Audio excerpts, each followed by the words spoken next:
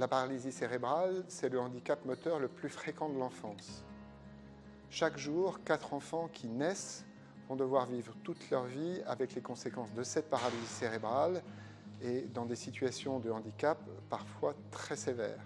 Face à cela, il n'y avait pas d'acteurs pour soutenir la recherche, pas d'acteurs pour proposer de financer les connaissances nouvelles qui vont changer la vie des enfants, qui vont améliorer la vie des adultes.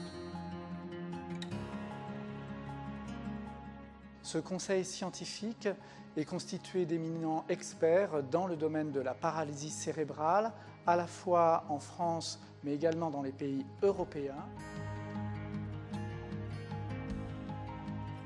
Le fait d'être patiente experte pouvait servir à d'autres et mon témoignage et mon savoir pouvaient aussi permettre d'avancer.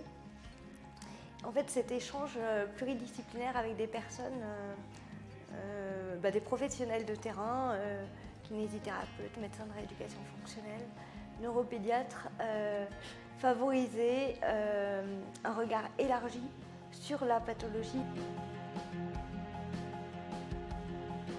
Nous soutenons ainsi chaque année plusieurs projets de recherche, à la fois dans le domaine de la compréhension fondamentale des mécanismes aboutissant à une paralysie cérébrale, mais aussi dans le bien-être, l'accompagnement et la prise en charge des personnes concernées et de leurs familles. Mon histoire avec la Fondation a commencé en 2009, où un jeune chef de clinique il m'était dit qu'on manquait de recul sur la prise en charge des personnes avec paralysie cérébrale.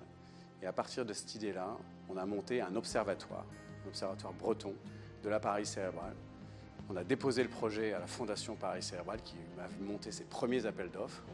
Et on a pu recevoir 30 000 € de la Fondation pour mener cet observatoire.